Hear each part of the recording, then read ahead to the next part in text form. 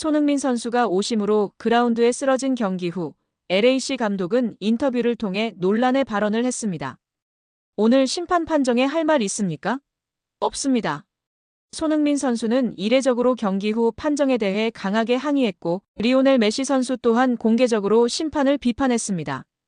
손흥민 선수와 메시 선수 그리고 LAC 감독의 입장이 상반되는 상황에서 감독의 발언이 과연 사실인지 의문이 제기되었습니다. 감독의 발언과 달리 손흥민 선수의 오심 판정에 대한 후폭풍은 예상보다 훨씬 컸습니다. 분노한 홈팬들의 야유는 경기장을 뒤덮었고 해외 중계진은 방송사고 수준의 절규를 쏟아냈습니다.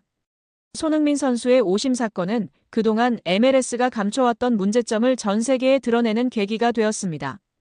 그리고 이 불길은 곧바로 메시 선수의 결승전으로 옮겨붙었습니다. 설상가상으로 벌어진 난투극 역시 석연치 않은 판정이 그 원인으로 지목되며 논란을 더욱 가중시켰습니다. 사실관계에 따르면 이번 사태는 예고된 재앙이었습니다.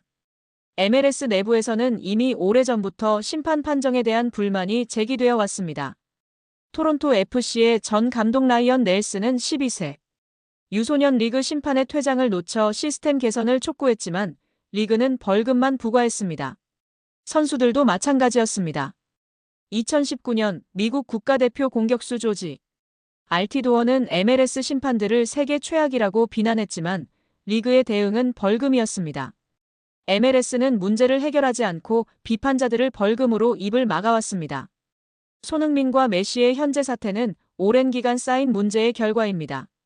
최근 경기의 심판 판정 논란이 2024년 심판 문제로 이어져 파업과 맞물리며 심각한 사태로 발전했습니다.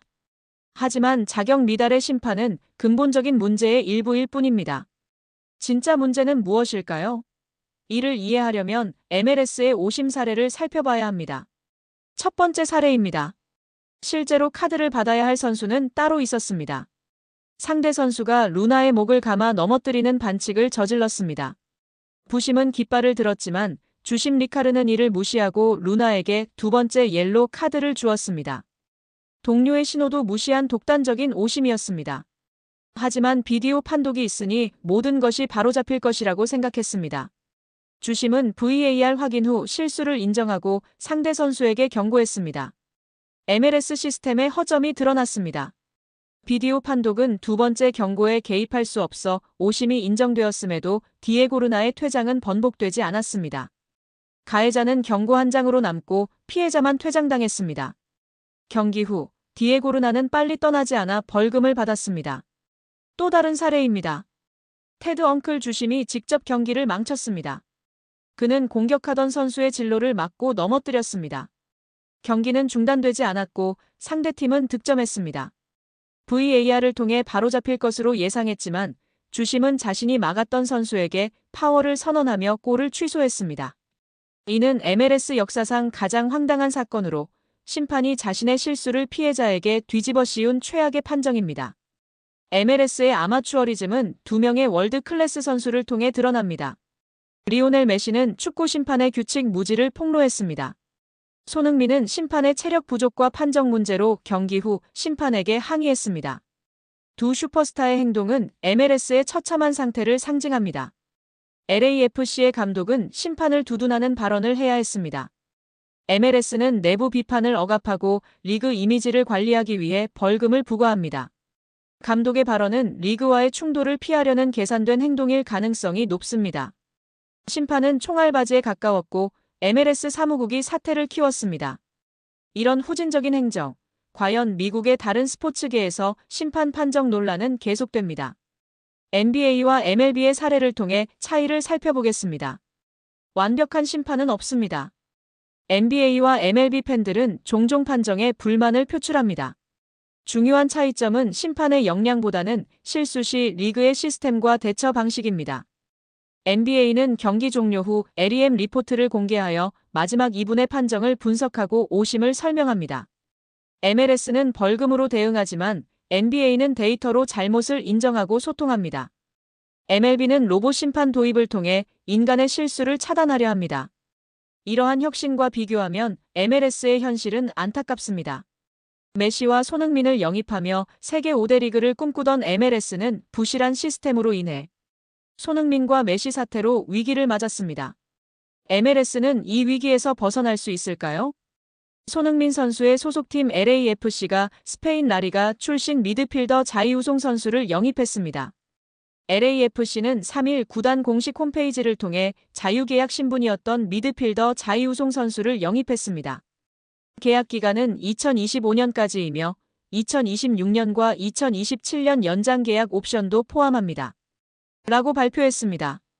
이어 자이우송 선수는 국제이적 증명서와 비자 발급 절차가 완료되면 즉시 공식 선수단에 합류할 예정입니다. 라고 덧붙였습니다. LAFC의 공동대표인 존 소링턴은 자이우송 선수의 영입을 기쁘게 생각합니다. 자이우송 선수는 뛰어난 기량과 다재다능함, 풍부한 경험과 훌륭한 인성을 갖추고 있습니다. 우리 팀에 긍정적인 영향을 미칠 것이며 목표 달성을 위한 중요한 역할을 수행할 것입니다. 라고 말했습니다.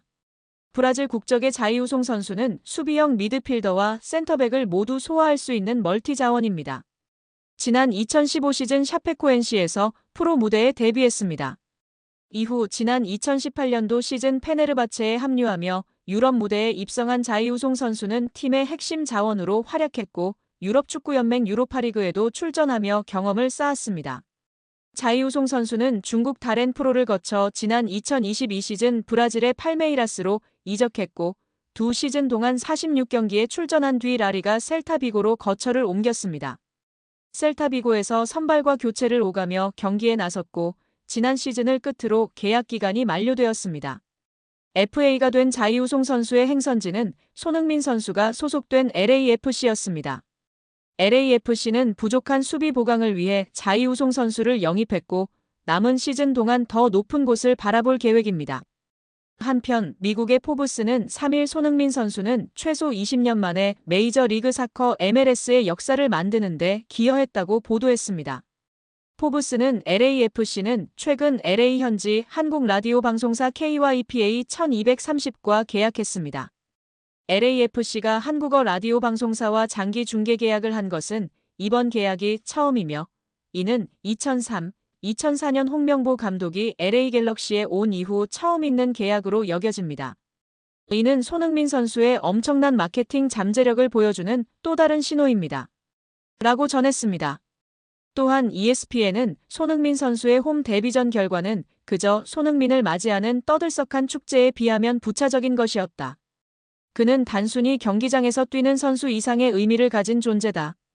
가장 큰 한인 인구를 보유한 LA는 손흥민 유니폼과 You are my sunshine, Welcome to Sony LA 같은 배너, 태극기로 경기장을 가득 채우며 마치 콘서트 같은 분위기를 만들었다라고 전하며 화제가 되고 있습니다.